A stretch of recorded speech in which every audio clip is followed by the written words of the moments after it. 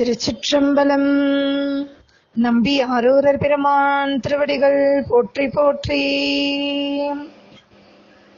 ஆவதிது கேன்மின் மறையோர நெடியான் என் நாவல் நகரூரன் இது நான் மொழிவதென்றான்.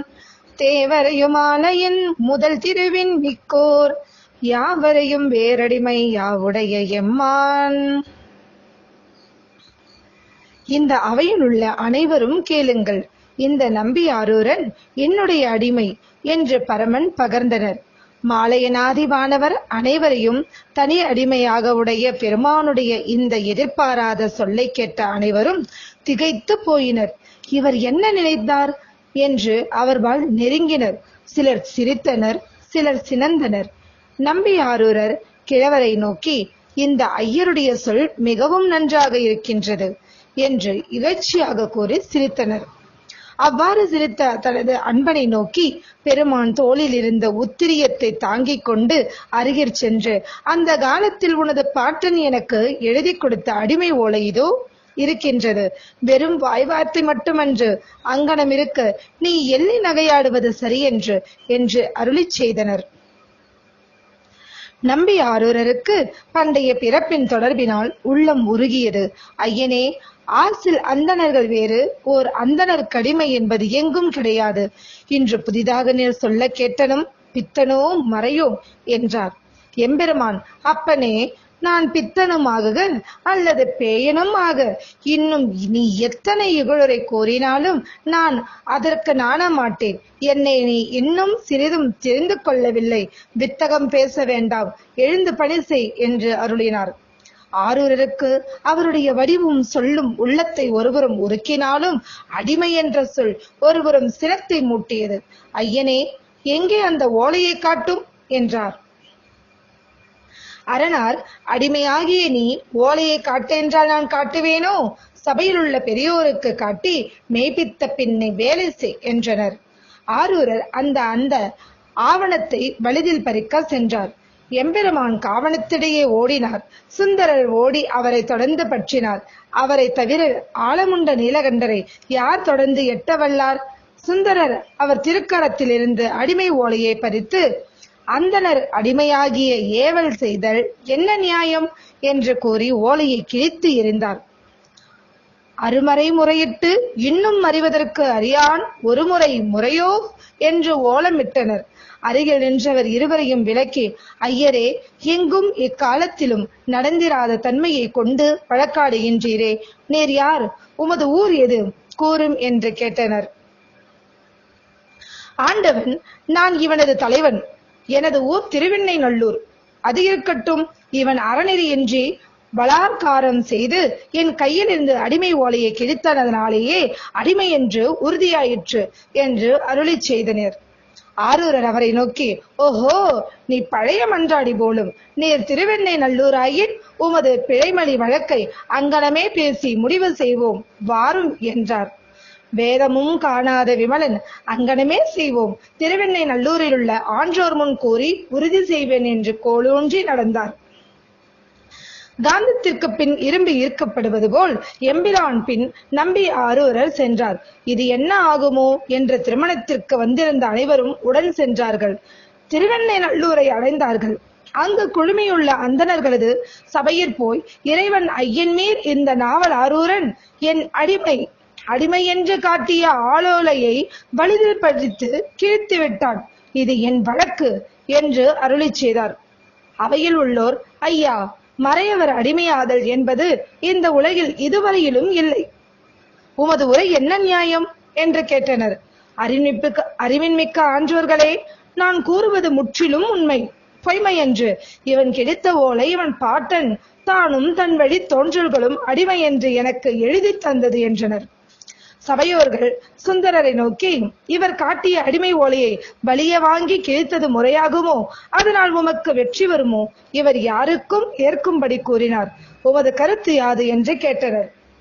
நம்பி ஆரூரர், எல்லா நூல்களையும் உணர்ந்த அறிஞர்களே, என்னை ஆதிசேவன் என்று நீங்கள் அறிவீர்கள். என்னை இவர் அடிமை என்று சாதிப்பாராகில் அது மனத்திற்கெட்டாத மாயையே. நான் என்ன சொல்ல வல்லேன்?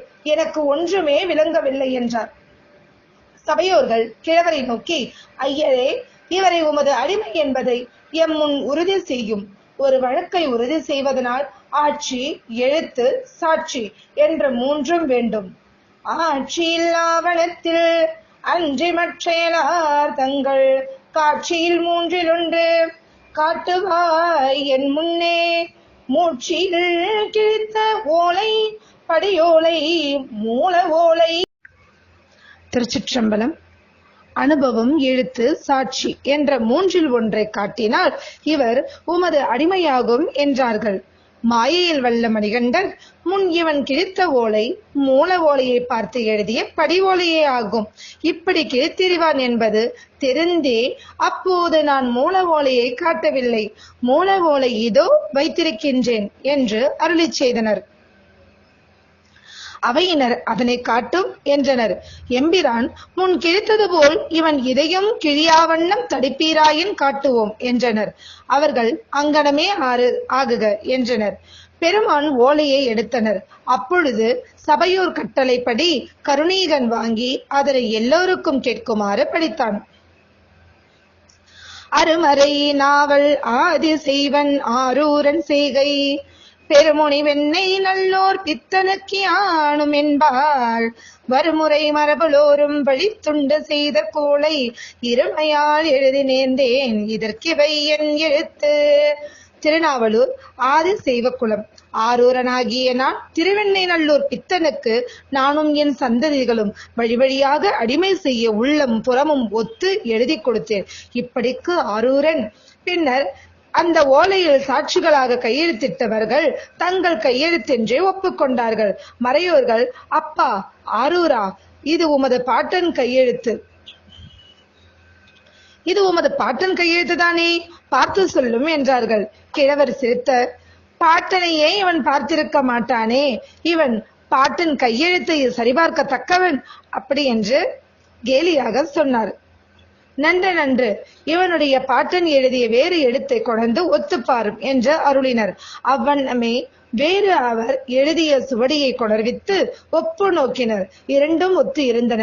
மறையவர்கள், ஆரூரா, நீர் இவருடைய அடிமைதான், இனி தப்புதற்கு வழியில்லை, தோற்றுவிட்டீர், இவருக்கு நீர் தொண்டு செய்யும் என்று கூறி முடிவு செய்தனர்.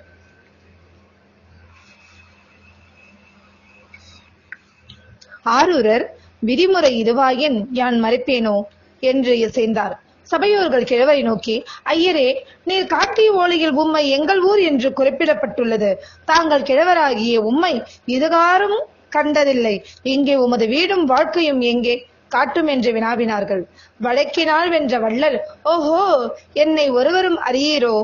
ஆனால் என்னுடன் வாருங்கள், எனது இருப்பிடத்தை காட்டுவேன் என்று அத்தனை பேரும் தொடர்ந்து வர திருவெண்ணை நல்லூரில் உள்ள திருவருள் துறை என்னும் திருக்கோயிலுக்குள் நுழைந்தனர். நுழைந்த அவரை காணவில்லை. அனைவரும் திகைத்தனர்.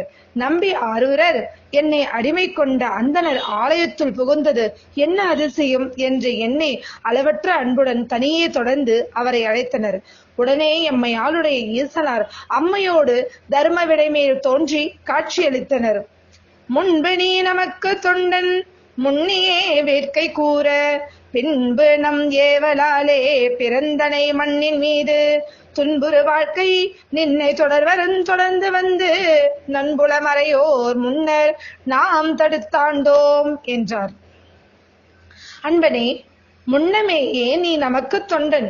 உள்ளத்தில் எழுந்த விருப்பத்தின் காரணமாக நமது கட்டளைப்படி மண்ணில் வந்து பிறந்தனை.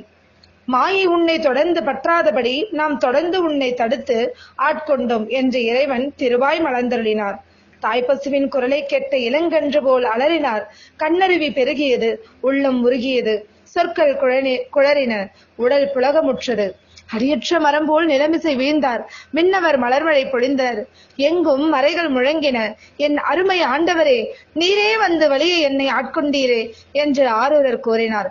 செந்தமிழுலகம் உய்யும் பொருட்டு சிவபெருமான், சுந்தரா, நீ நம்முடன் வன் சொற்களை பேசியபடியால் வன்தொண்டன் எனப்படுவாய். நமக்கு அன்பில் சிறந்த அர்ச்சனை பாட்டேயாகும்.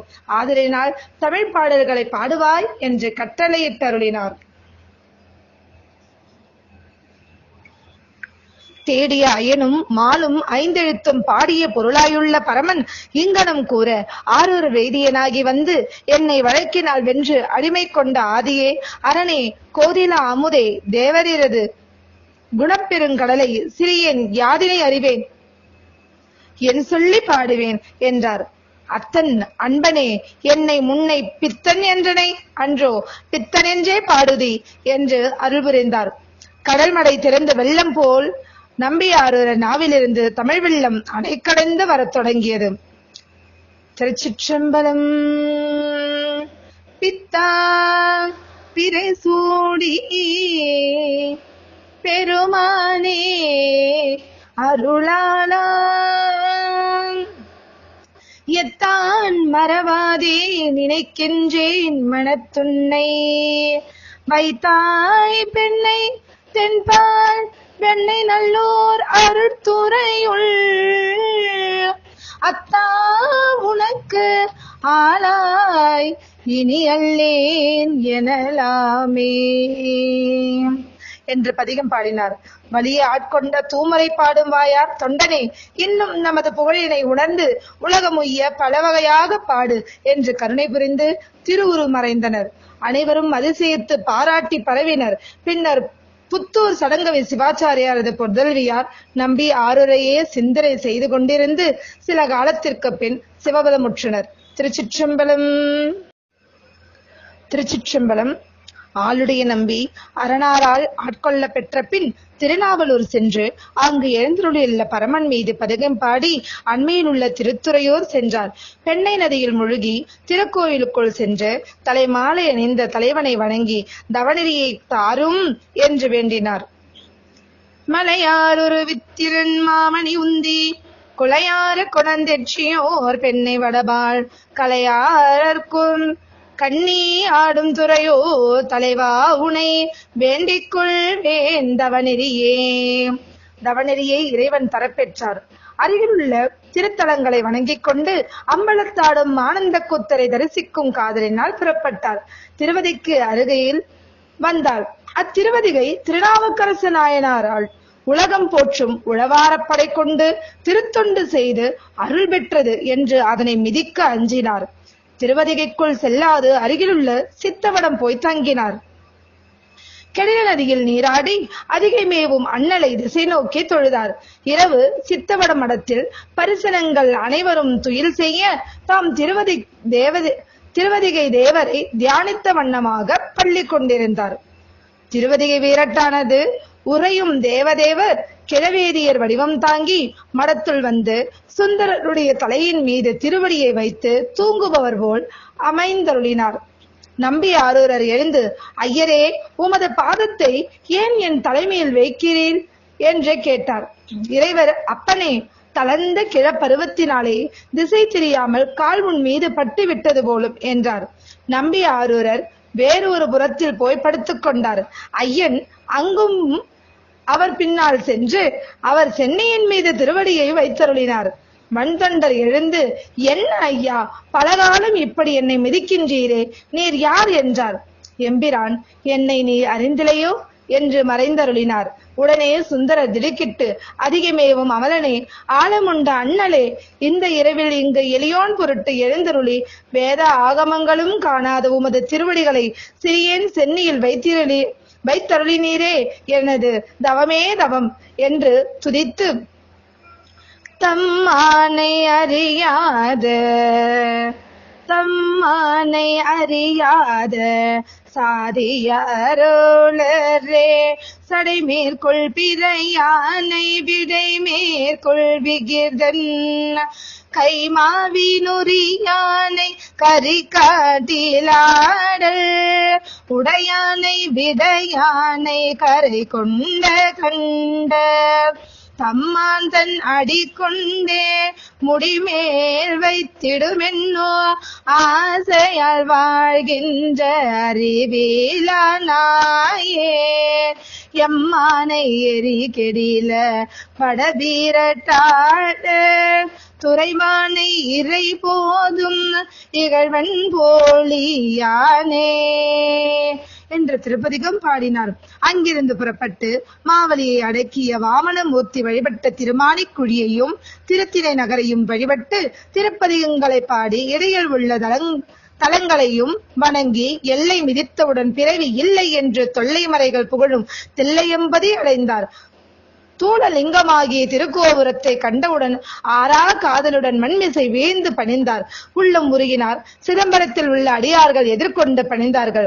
வேத ஒளியும் ஆகம கீத ஒளியும் தேவார நாத ஒளியும் ஆடலொளியும் வேள்வி புகையும் மிகுந்த திருவீதியை வணங்கி அடியார்களும் முனிவர்களும் நெருங்கியுள்ள திருக்கோயிலுக்குள் சென்று பொன்னம்பலத்திற்கு முன் நின்று திரு நடேச பிரானை கண்குளிர கண்டார். மது உண்ட வண்டு போல் கூப்பிய கரத்துடன் அசைவற்று நின்றார்.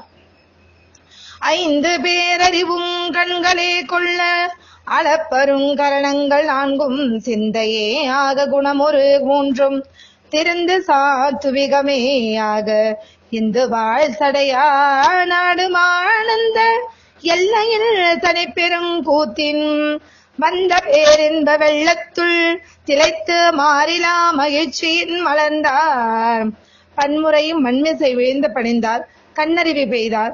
பதிகம் பாடி துதி செய்தார். அப்போது அன்பனே நமது திருவாரூருக்கு வருக என்று அருள்வாக்கு வானத்தில் எழுந்தது.